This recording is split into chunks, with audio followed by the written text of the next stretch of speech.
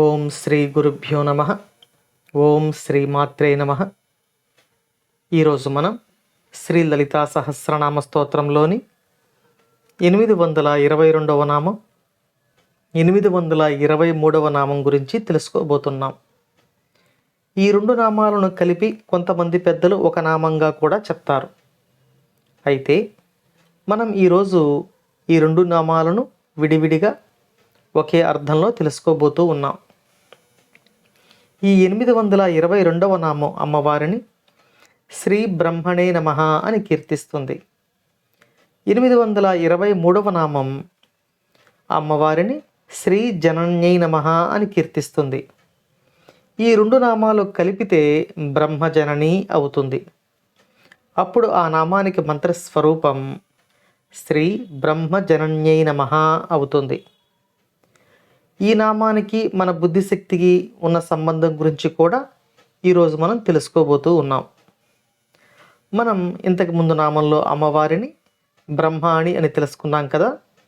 ఇప్పుడు బ్రహ్మజనని అని తెలుసుకుంటున్నాం.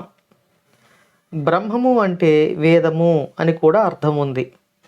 అప్పుడు బ్రహ్మజనని అంటే వేదమునకు తల్లి గాయత్రీదేవి అని మనం తెలుసుకోవచ్చు. బ్రహ్మాణి అంటే చతుర్ముఖ బ్రహ్మ కంటే ముందు ఉన్న తల్లి, బ్రహ్మమునకు తల్లి అయిన అమ్మవారు. ఆవిడ యొక్క శక్తి చేతనే బ్రహ్మ సృష్టింపబడ్డారు.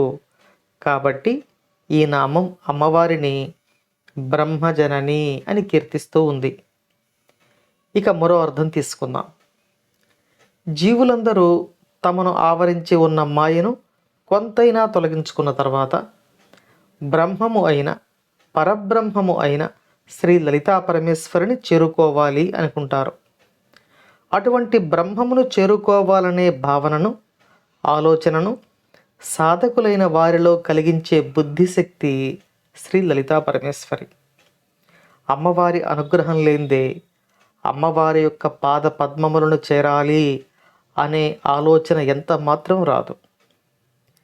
కాబట్టి ఈ నామంలో బ్రహ్మము అనే భావనను సాధకుని మనసులో ఉదయింపచేసే శక్తిగా, జనింపచేసే శక్తిగా అమ్మవారు బ్రహ్మజనని అని వసిన్యాది వాగ్దేవతల చేత కీర్తించబడుతూ ఉన్నారు.